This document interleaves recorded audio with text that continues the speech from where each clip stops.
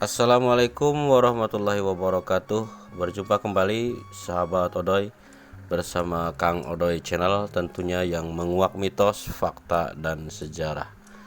Semoga di perjumpaan kali ini kita semua selalu dalam lindungan Allah Subhanahu wa taala dan tetap selalu dilimpahkan rezeki yang barokah. Amin ya robbal alamin.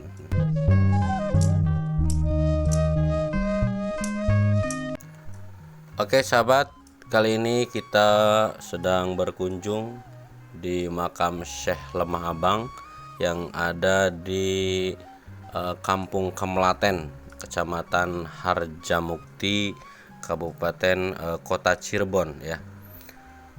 Dan mengenai kisah Syekh Lemah Abang yang berada di wilayah Kemlaten atau Kampung Kemlaten ini, kita akan simak. Dan sebelum lanjut, silakan sahabat jangan skip dulu biar kita tidak gagal paham. Dan untuk dukungannya silakan like, komen, dan subscribe-nya, juga aktifkan lonceng notifikasinya agar tidak ketinggalan menyaksikan video-video terbaru dari Kang Odoy. Tentunya Kang Odoy Channel, menguak mitos, fakta, dan sejarah.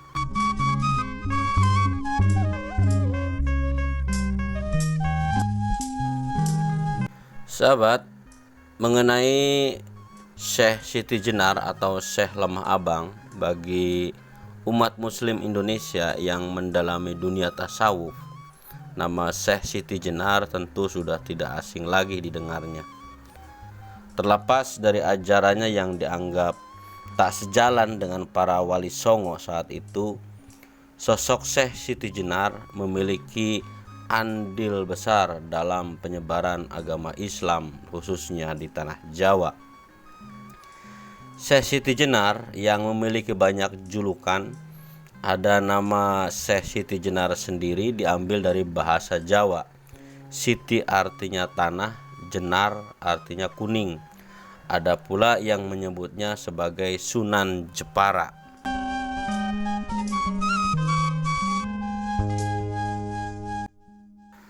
Masyarakat Jepara sendiri memberi nama kepada Syekh Siti Jenar sebagai Lemah Abang atau Tanah Merah artinya.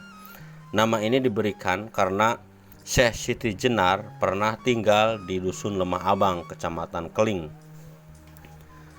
Berbagai sumber menyebutkan Syekh Siti Jenar lahir di Persia yang kini menjadi Iran pada tahun 1404 Masehi, memiliki nama kecil bernama Abdul Jalil.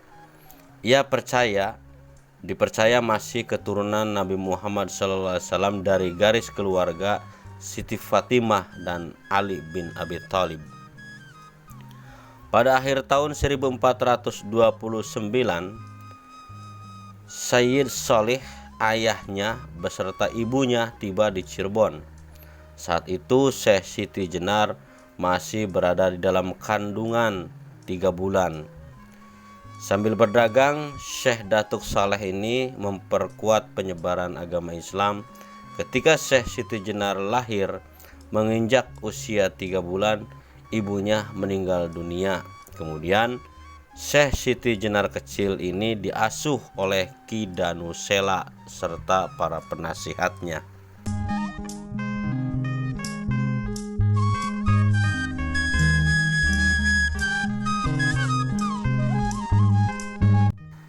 Ada pula sumber yang menyebutkan bahwa Syekh Siti Jenar lahir sekitar tahun 829 Hijriah atau tahun 1348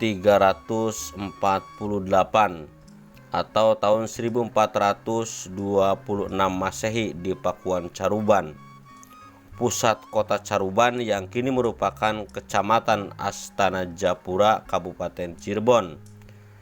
Syekh Siti Jenar dikabarkan lahir dengan nama Sayyid Hasan Ali Al-Husaini. Syekh Siti Jenar kemudian berguru kepada ayahnya bernama Syekh Sayyid Saleh yang dikenal sebagai ahli tafsir Al-Quran. Karena ketekunannya, Syekh Siti Jenar bahkan sudah hafal Al-Quran sejak usia 12 tahun.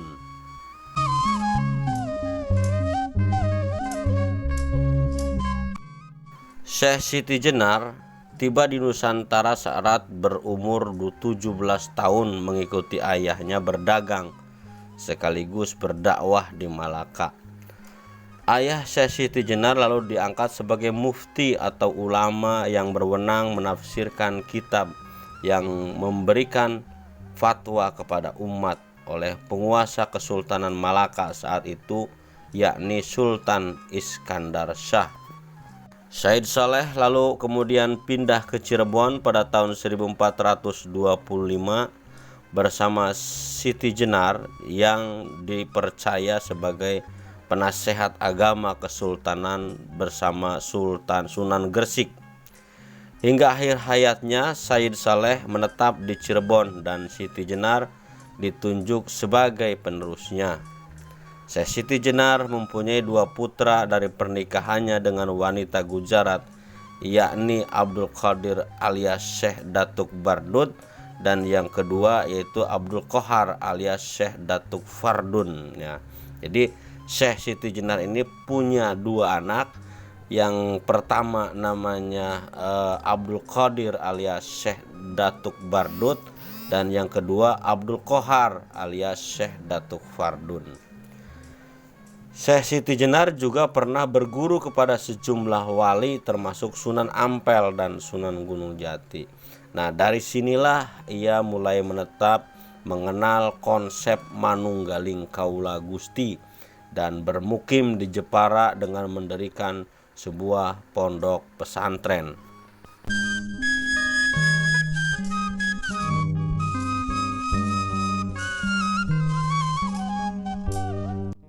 Dan beberapa versi menyebutkan salah satunya datang dari masyarakat Cirebon. Mereka menganggap bahwa makam Syekh Siti Jenar terletak di komplek pemakaman Kamlaten, Kelurahan Harjamukti, Kota Cirebon.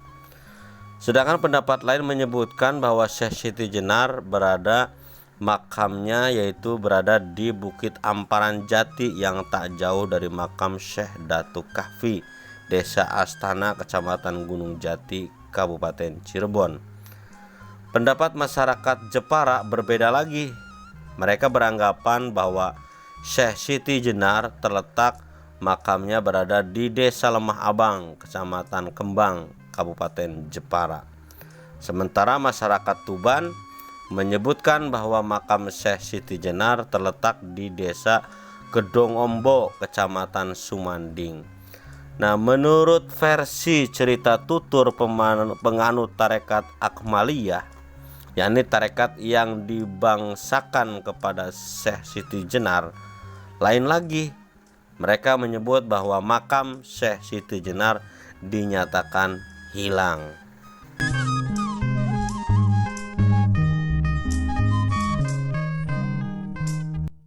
Hal itu dikarenakan wasiat yang bersangkutan pernah berpesan kepada para pengikutnya agar makamnya kelak tidak diberi tanda agar tidak jadikan lokasi ziarah. Namun meski begitu, masyarakat menjadikan makam-makam yang diyakini itu makam Syekh Siti Jenar tetap dijadikan sebagai lokasi untuk ziarah.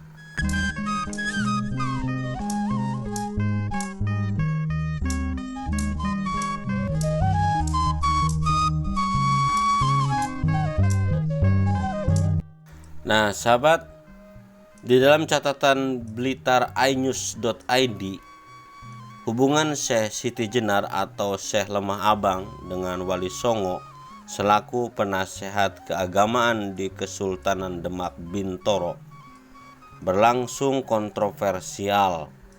Sebagai sesama penyebar Islam di Nusantara, hubungan Wali Songo dengan Syekh Siti Jenar tidak harmonis. Di mata Wali Songo, ajaran yang diperkenalkan Syekh Siti Jenar kepada masyarakat dianggap telah menyalahi syariat Islam. Sementara Syekh Siti Jenar sendiri bersikukuh tasawuf manunggaling kaula Gusti atau bentuk lain dari wahdatul wujud yang dia ajarkan adalah ajaran ketauhidan yang benar. Dalam sejumlah kisah diceritakan Wali Songo yang marah lantas menghukum Siti Jenar, Ja'far Shodiq atau Sunan Kudus ditunjuk sebagai eksekutornya.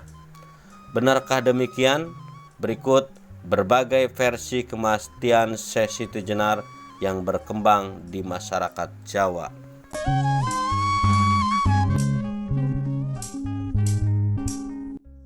Berikut beberapa versi mengenai kisah kematian atau wafatnya Syekh Siti Jenar. Yang pertama adalah dihukum mati oleh Wali Songo. Siti Jenar divonis mati oleh Wali Songo berdasarkan Serat Siti Jenar tahun 1917, Babad Purwareja dan Serat Nitimani. Penyebab dijatuhkannya hukuman mati karena ajaran Syekh Siti Jenar dianggap menyesatkan. Untuk menghabisi Syekh Siti Jenar, cerita Purwaka Caruban Nagari menyebut Sunan Kudus menggunakan keris pusaka Kantanaga. Pusaka ini milik Susuhunan Jati Purba atau Syekh Datuh Kahfi atau Sunan Gunung Jati yang dipinjam Sunan Kudus. Pembunuhan yang berlangsung pada tahun 1505 Masehi dilakukan di dalam Masjid Agung Sang Ciptarasa, Keraton Kesepuhan Cirebon. Kemudian jasad Siti Jenar dimakamkan di Mandala Anggaraksa Cirebon. Dan versi kedua, bukan karena ajaran sesat. Versi lain menyebutkan hukuman mati yang harus diterima Syekh Siti Jenar bukan lantaran ajaran sesat. Ajaran Mandunggaling Kaula Gusti yang diajarkan Syekh Siti Jenar tidak sesat.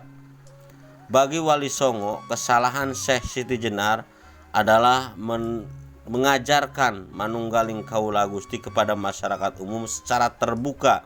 Karenanya dia harus dijatuhi hukuman mati.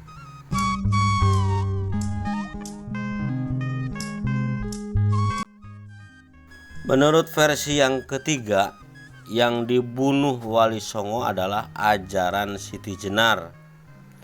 Hukuman mati yang dijatuhkan oleh Wali Songo kepada Syekh Siti Jenar bukan dilakukan secara fisik. Menurut para pengikut tarekat Akmaliyah, yakni tarekat yang diajarkan Siti Jenar, yang dibunuh Wali Songo adalah ajarannya. Syekh Siti Jenar dilarang menyebarkan ajaran Manunggaling Kaula Gusti kepada masyarakat umum secara terbuka.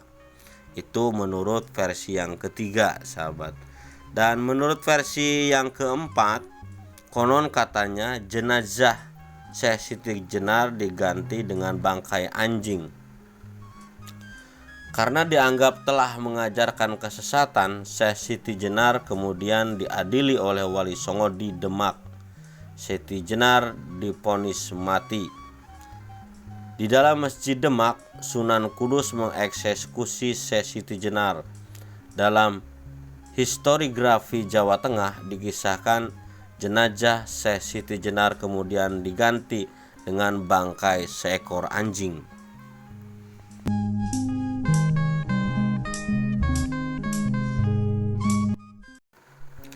Versi lain menyebut bahwa Syekh Siti Jenar dihukum mati di Masjid Agung Sang Ciptarasa, Keraton Kesepuhan Cirebon.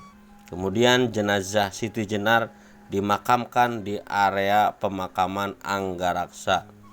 Kuburan Syekh Siti Jenar kemudian dikisahkan dibongkar dan jenazahnya diganti dengan bangkai anjing. Namun tiba-tiba jenazah Siti Jenar menjadi sekuntum melati. Dari perubahan bunga melati yang harum itulah kemudian area pemakaman ini mendapat nama Pemlaten.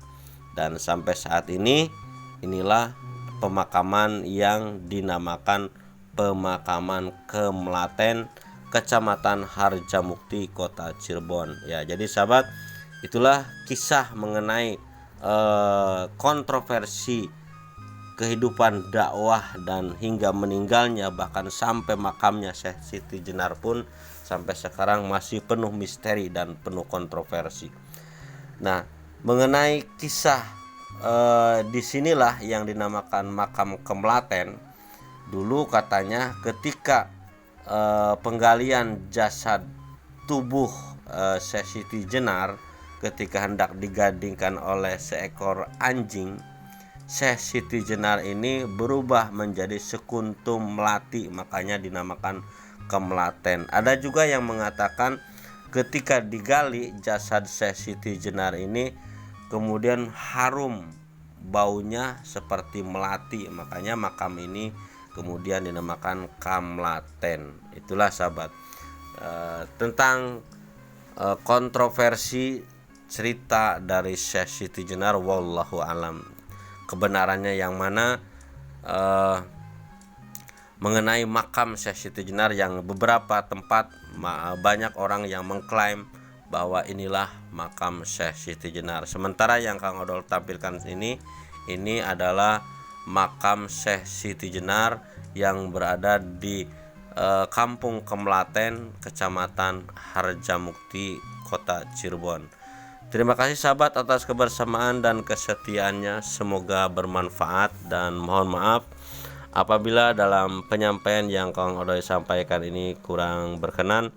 Tentunya masih banyak terdapat kekurangan dan kesalahan, dan apabila terdapat perbedaan kisah atau tokoh yang Kang Odoy sampaikan ini banyak perbedaan, silahkan untuk saran dan kritiknya cantumkan saja di kolom komentar. Jumpa kembali bersama Kang Odoy Channel, menguak mitos, fakta, dan sejarah.